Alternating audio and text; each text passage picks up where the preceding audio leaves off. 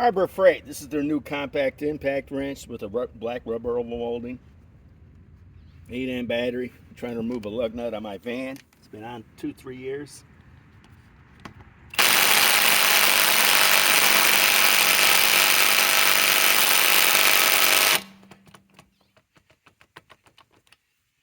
Okay, never mind. Now, let's go with their 2,200 inch-pound impact driver.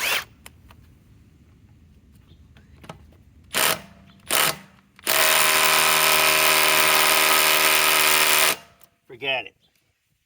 Now, let's go with their high torque. Speed 3.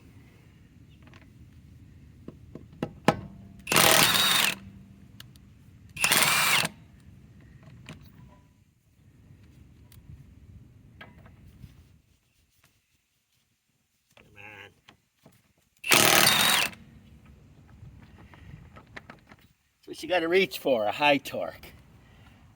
This is 1,500 inch-pounds. I mean 1,500 foot-pounds of nut busting.